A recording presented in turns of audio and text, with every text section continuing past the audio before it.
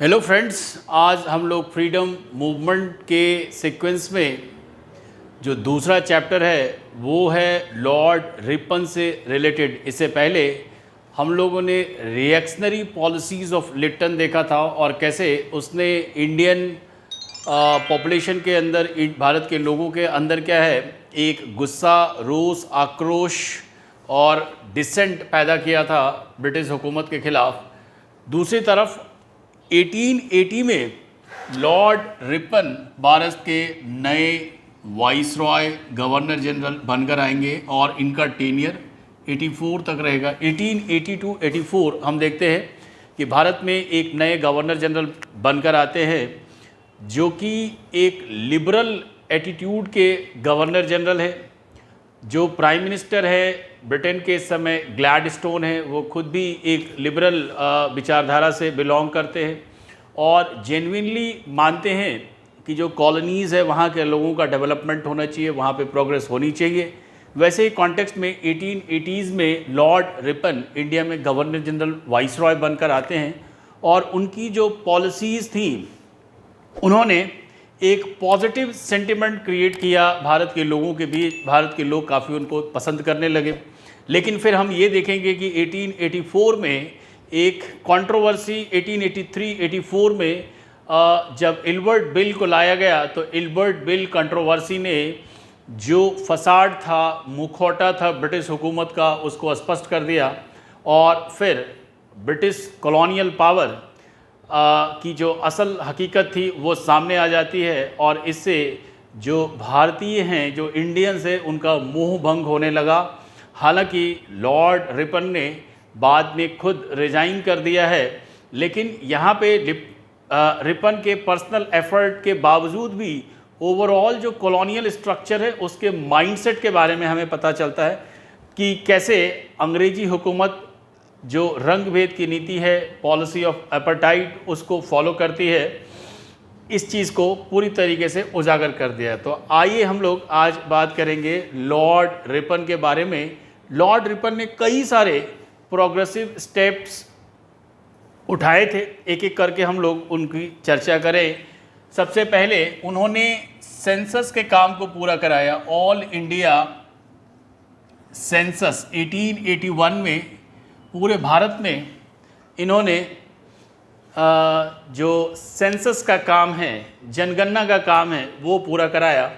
और इससे पहले भी लॉर्ड मेयो के टाइम पे 1872 में जनगणना कराई गई थी, लेकिन वो असल में कंप्लीट प्रोसेस नहीं था। तो पहला ऑर्गेनाइज्ड ऑल इंडिया सेंसस या जो जनगणना है वो 1881 में ऑर्गेनाइज किया गया लॉर्ड रिपन के टाइम पे। उसके अलावा भारत में पहली दफ़ा एक फैक्ट्रीज़ एक्ट आई, फर्स्ट फैक्ट्रीज़ एक्ट 1881। ये भी एक बहुत ही महत्वपूर्ण निर्णय था जिसके तहत हम ये देखते हैं कि जो फैक्ट्रीज़ में काम करने वाले मज़दूर हैं उनके लिए वीक में एक दिन वीकली ऑफ, काम करने के घंटों के बीच उनके लिए भोजन का अवकाश, यानी जो मील है उसके लिए टाइम अलोकेट करना लंच के लिए। उसके अलावा जो 7 साल से कम उम्र के बच्चे हैं उनको फैक्ट्रीज़ में काम करने पर प्रतिबंध लगा दिया गया। यानी एक तरीके से हम मान सकते हैं कि जो बाल मजदूरी की प्रथा थी उस पर रोक लगाया गया। हालांकि 7 साल से कम उम्र के बच्चों पर ही ये लागू होता है। दूसरी तरफ हम ये देखेंगे कि 12 साल से कम उम्र के जो बच्चे हैं उनके number of working hours limited कर दिए गए और साथ ही उनको किसी भी हैजार्डस फैक्ट्री वर्क के अंदर शामिल नहीं किया जाएगा। ये कुछ प्रोग्रेसिव रिफॉर्म्स उठाए गए थे। इसके अलावा ESIC जैसे एम्प्लॉयज़ स्टेट इंश्योरेंस कॉरपोरेशन, ऐसी संस्थाओं का भी गठन किया गया ताकि जो लेबर वेलफेयर है उसको प्रमोट किया जा सके। इसके अलावा जो सबसे महत्वपूर्ण एक कार्य हुआ इनके समय में वो है repeal of vernacular press act. 1882 में जो प्रेस एक्ट का कानून था, वर्नैकुलर प्रेस एक्ट, जिसको कि हमने देखा था लिटन के टाइम पे 78 में इम्प्लीमेंट किया गया था, इस कानून को अभी समाप्त कर दिया गया, रिपील कर दिया गया। वहाँ पे हमने ये देखा था कि जो इंडियन भाषा में, भारतीय भाषा में या वर्नैकुलर जो देसी भाषा के अखबार ये जितने भी पब्लिकेशंस थे उनके ऊपर कुछ रिस्ट्रिक्शंस इम्पोज किए गए थे। ये रिस्ट्रिक्शंस हटा दिए गए और अब अंग्रेजी भाषा के समाचार पत्र और जो देसी भाषा के समाचार पत्र हैं, दोनों में किसी तरीके का भेदभाव नहीं था। इसलिए इनको friend of press in India का टाइटल दिया गया, चूँकि इन्होंने वर्नैकुलर प्रेस एक्ट को समाप्त किया था और इससे जो स्वतंत्रता है प्रेस की उसको रेस्टोर किया था। इसके अलावा इन्होंने 1881 में ही लोकल सेल्फ गवर्नमेंट को प्रमोट किया था और उसके तहत म्यूनिसिपल कॉरपोरेशंस की व्यवस्था की गई थी।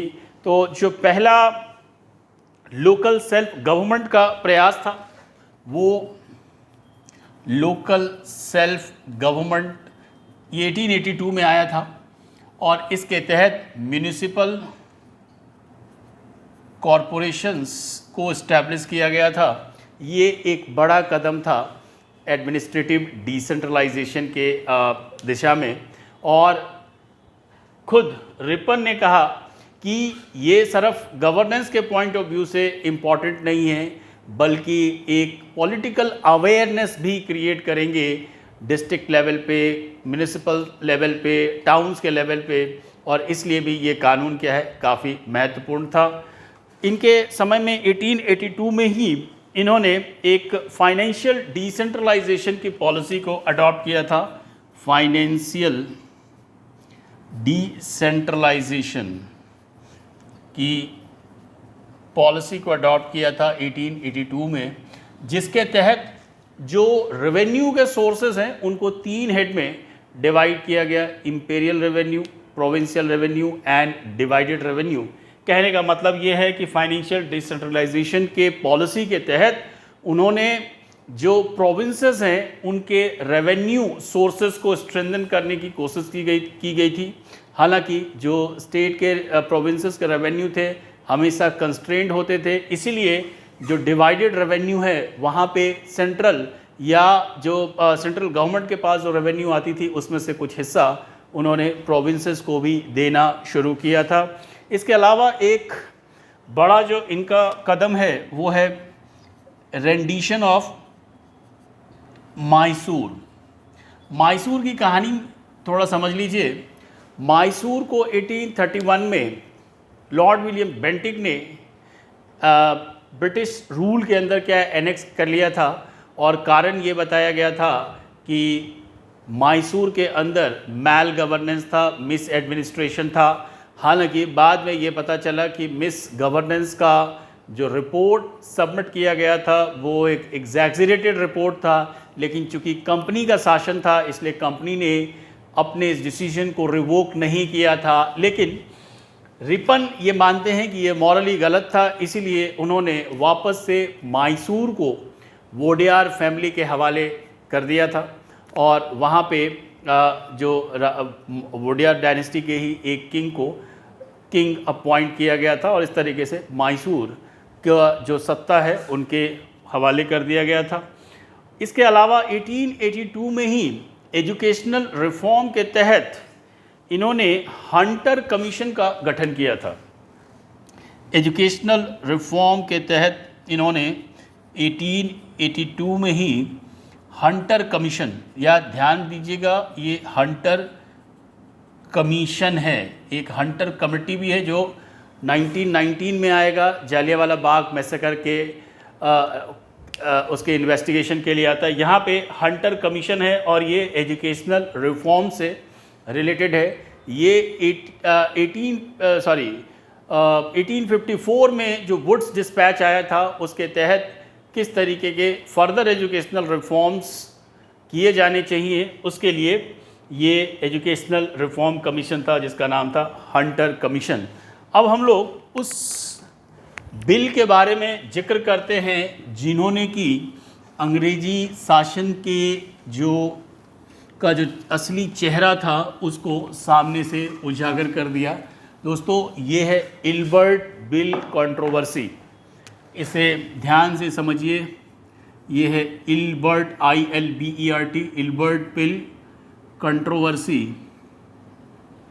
असल में 1883 में इस बिल को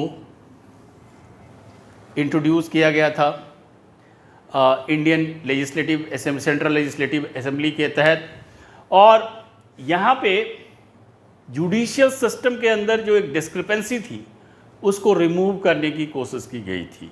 यानी कि कानून ये था पहले कि अगर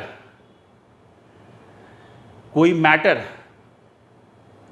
जिसमें कि यूरोपियन सब्जेक्ट हो या ब्रिटिश सब्जेक्ट हो और दूसरी तरफ इंडियंस हो, तो वैसे में इंडियन जजेस को ब्रिटिश सब्जेक्ट या यूरोपियन सब्जेक्ट को ट्राई करने का अधिकार नहीं था। यानी कोर्ट के अंदर अगर मुकदमा चल रहा हो जिसमें कि एक पक्ष अगर कोई ब्रिटिश नागरिक या फिर यूरोपियन है, तो वैसे में भारतीय जजों को ट्रायल लेने का अधिकार नहीं था।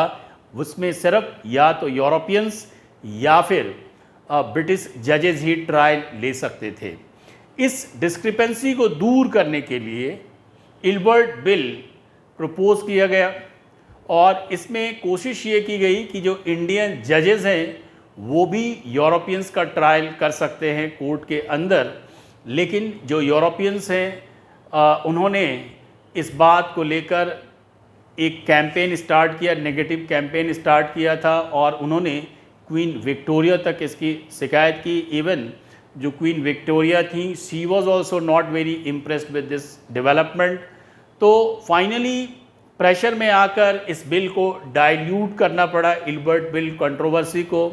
लेकिन इससे एक चीज़ स्पष्ट हो गई कि जो अंग्रेज़ हैं वो आज भी इतने रिफॉर्म्स के बाद भी उस कॉलोनियल मेंटालिटी के तहत जो वाइट मेंस सुपरमेसी है उसको इस्टेब्लिश करना चाहते हैं, जहाँ पे कि उन्हें ये लगा कि अगर इंडियन जजेस उनका ट्रायल लेंगे तो बेसिकली क्या है, इंडियन जजेस इसके लिए कैपेबल नहीं है। ये उनके रेशियल सुपीरियॉरिटी के कॉन्सेप्ट के अगेंस्ट था। फाइनली ये बिल डिफीट हो गया। इस बिल को बाद में डाइल्यूट किया गया, लेकिन इसने जो इनहेरेंट उसके अंदर कंट्रोवर्सीज थी उसको इंडियन जनमानस के सामने, इंडियन लोगों के सामने क्या है, उजागर कर दिया। और इल्बर्ट बिल कंट्रोवर्सी ने ये चीज़ तय कर दिया कि अंग्रेज चाहे कितने भी रिफॉर्म कर लें इंडिया में, असल में वो अपने आप को कभी भी इंडियंस के साथ बराबरी में नहीं देखना चाहते। वो हमेशा अपने आप को सुपीरियॉरिटी के पर्सपेक्टिव से देखना चाहते हैं।